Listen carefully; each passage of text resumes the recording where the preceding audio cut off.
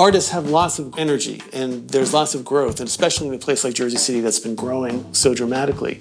The curator is the person who takes the first look at it and says, okay, we're going to shape it in this way, or we're going to spin it in this way, or we're going to present it at this angle.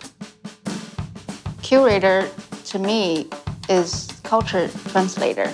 We translate the meanings, we translate the voices from the artist when they not easy to find their own voice sometimes because they're so much into creating.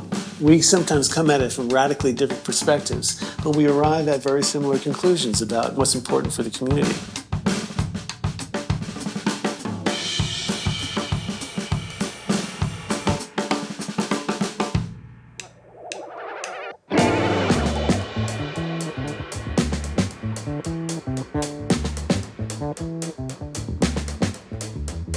Ivy came to me with the idea of doing a show where the emphasis was on portraiture.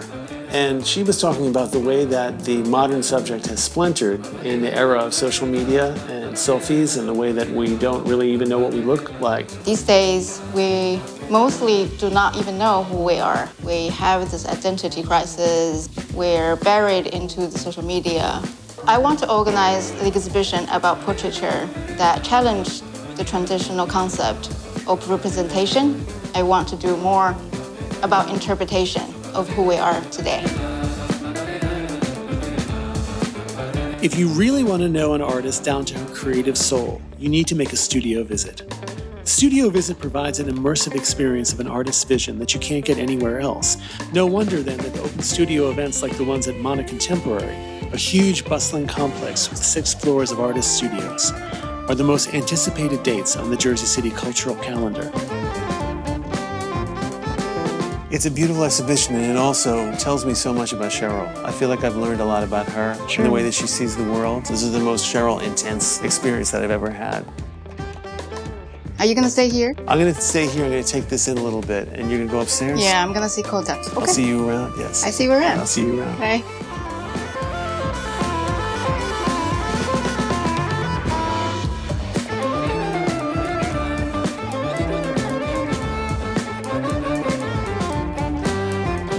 In Kota Ono Uchi's portraits, the references to Vermeer and Rembrandt are evident.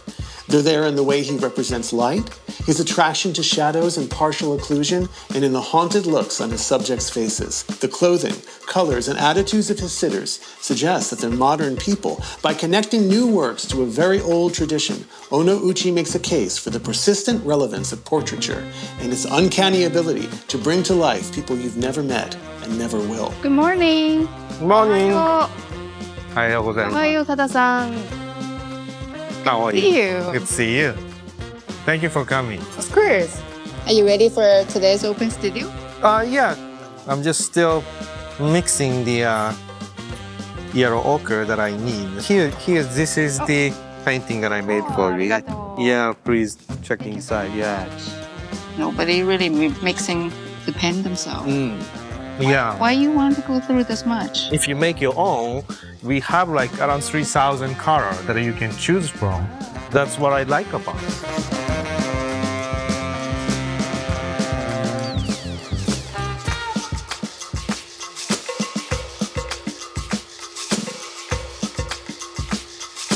You think one day maybe you can teach artists here to make their own paint? If people doesn't know, but they want to learn, I'm really up to teaching them. Because these days, I feel like everything in the contemporary world, you just go buy it. You have to buy it. You don't have a process of learning to appreciate how they made it. And these days, it's losing it. I think this is one of the important things. And also, I'd like to be part of it to contribute to the world and create it. And it's like a cooking, same thing. You have to know what's ingredients, and then later on you can develop to make your own recipe to make unique texture or color or whatever you like. All right. So I have other studio to visit. I'll see you soon. Okay, great. Bye. Thank you.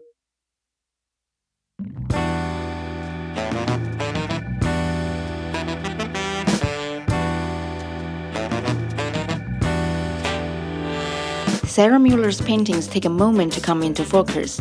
At first, they appear as abstract smears of ochre yellow. spring green and traffic cone orange.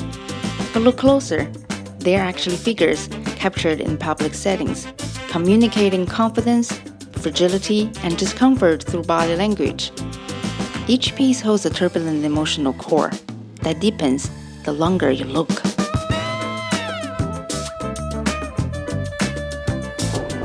Hi. Hey. It's good to see you. Yes. I'm always so distracted by the work in here. I always wonder, like, who are these people? They come from your imagination? So some of them are invented, and some of them I'm drawing from experiences that I've had, and some are from strangers, people that I know. So there's quite a range. Some of these paintings are based on very simple encounters that I've had. I crossed paths with somebody who just had a black dog with like a really spiky spine, and I based the entire painting around that. So that's very simple, not as deep. And this painting over here is based on the interaction between a dinner with two people and just kind of tracing where your attention goes throughout the conversation. So I was kind of like more interested in the flowers on the table and like all the details within those. So sharpening the details in the painting that kind of frames that same experience. There's a range of connection to a lot of the work too, like personal connection, and some that just don't have any connection whatsoever with the figures. Here you have a facial expression. In a lot of your paintings, you don't get the face. But here you're getting a face. And it's a really curious expression. Mm-hmm. You're not exactly sure whether there's a secret here, mm-hmm. whether this is a defensive mm-hmm. expression, whether there's a challenge in it. Don't you step to me? Mm-hmm. Or there might be a suggestion where the character is withdrawing. Mm-hmm. How much am I supposed to know when I come to this? With all of the paintings, I think it's always good to draw your own interpretations because I'm trying to not limit the viewer in any way. I am somebody that's totally committed to portraiture and figurative drawing in general. I like to experiment with how little of the figure I can show for the viewer to be able to figure out and establish that this is a figure. So sometimes they get a little carried away, and I like to try to add some characteristics to the figure. This was almost more of an exploration of color rather than trying to unpack the body language of someone and just kind of looking at one color and seeing it as the highlight and using color intensity to do that throughout the painting. I got a lot to see today. Good luck at the open house. It's going to be fun.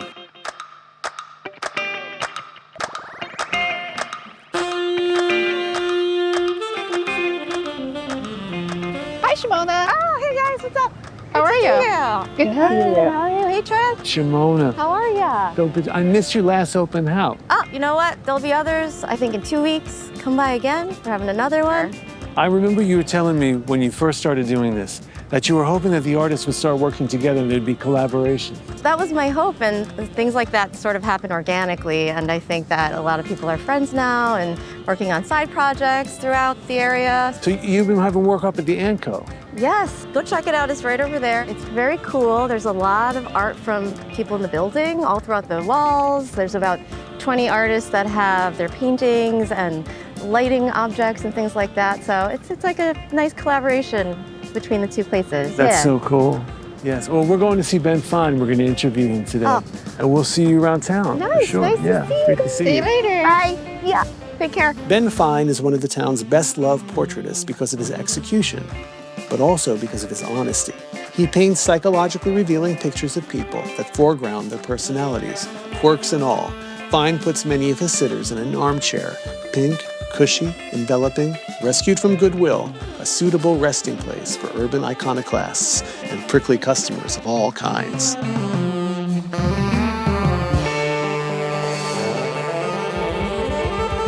How's Hey, it going? how are you? Hi, nice to see you. Nice to see you. Hey, Tris. Hey. Welcome to the studio. Finally, I get to see your studio. Yeah, well, I cleaned up a little bit for you guys.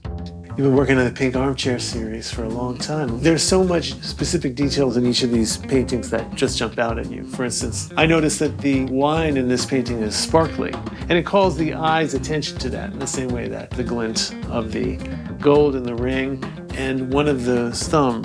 The bandage wrapped around the thumb is an interesting backstory. When I met Olivia Neal at my mother, Joan Fine, her retrospective show, this was Alice Neal's granddaughter, who I was nervous to meet at the opening. Alice painted her granddaughter, Olivia, several times throughout her childhood. And It is that famous painting. famous painting of her in the blue hat. And this is And years, this is that years later. person all grown up, and I was standing there and I got up the nerve to ask her if she would sit for me. While I was talking to her, I noticed she had this giant bandage on her thumb because she had been cutting fish or something. When we finally arranged for her to come sit for me, I told her, we got to do the bandage on the thumb thing. I think it's hilarious. That's good. And for this painting of my friend Mr. Dead, an incredible comedic actor, but also a rapper, underground hip-hop artist. He's been involved in hip-hop, yes. In hip-hop, and he's Yeah. sort of in the Prince Paul circle. He has a separate career as a Fangoria makeup artist who does all kinds of gory makeup effects for horror films. And when I invited him to come sit for the portrait, he said, "Oh, Mr. Fine, I'll bring these two fake severed heads and I'll place them on the armchair." And I told him, it's way too strong of a thing. And so in the end, he decided to come in character as this alter ego, Peter O'Toole. So that's a wig, and this glass, I used spray paint that's holographic, sort of a nod to his special effects career. Yeah. As an audience, what do you want them to see? Why should they care about the person in the pink chair? Jeez, that's a question I've been asking myself since I started this. When I started the project, I felt it was going to be a series of paintings of portraits of people that would be exhibited together on one wall. So I really wasn't thinking about people coming and individually buying each painting, especially because these are all people that are very close to me. Like, it's a good question, why would they? Recently was commissioned to do one of these portraits, and I kind of just suggested, well, can we make it part of the Armchair Portrait series? And that way, if you own the piece, I made it a condition that they would be part of an exhibit once it was exhibited again. It's powerful to see them all together. What makes you feel the most proud about this subject, about this project, about yourself as artist? Well, I think that I'm reacting to the world around me, and we all are as artists. One of the things that I'm feeling now in this particular moment is that people are not connected as much as they used to be. There's a disconnection with people. But I really felt like I brought together a group of people, especially in a period where there was literal isolation during COVID, and then being able to have this intimate moment with all these people and then share a group of people with an audience. And there was kind of a hopeful feeling in it for me.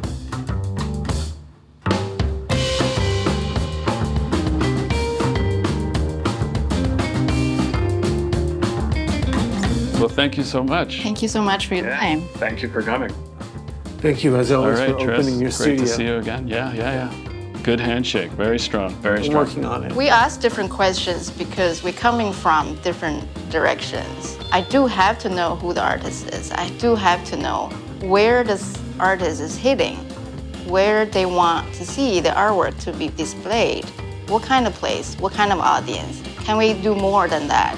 We have to know the artist in order to represent them. I see myself as a global citizen. The cultures I've lived in shape how I view art and people. I don't just hear an artist's story. I help them uncover what makes them truly unique, giving the essence, shape, and clarity. I work confidently with artists from every culture and background, guiding them to recognize their power and voice their uniqueness. It's not just marketing, it's about identity. When artists know who they are, the world can't help but listen. Hi. Hi, you must be Eric. Yeah, nice to meet you. Valeria, nice to meet you too. Ivy's ready for you upstairs. Oh, awesome. Thank you. How's it going, Ivy? Good. How are you? Good. You? Thanks for having me over. I really want to see those portraitures that you did one more time. Yeah, no problem. I brought. What do you get? Here's one of them. Where haven't you shown this one? I showed this one in a show in Chelsea. In the past 12 months, I've had 10 shows in the city.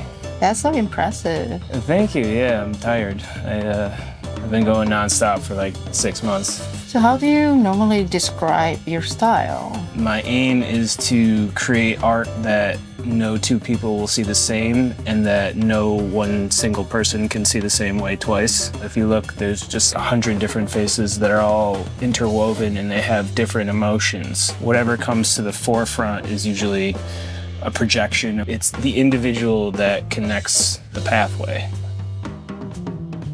So in a way, you're not looking at anybody in particular, but you're actually looking at everybody Yeah. and including yourself. Another reason I want you to bring your artwork is I want to see it actually on a wall. How you feel about like putting your artwork in this gallery? That was the goal. Shall we do it? Yeah, sure.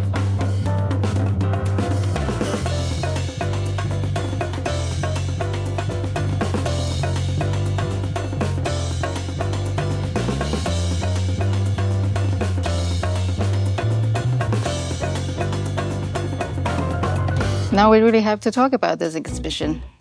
Yeah, we do. We've seen so many artists in different places. And everything that I saw was so exciting.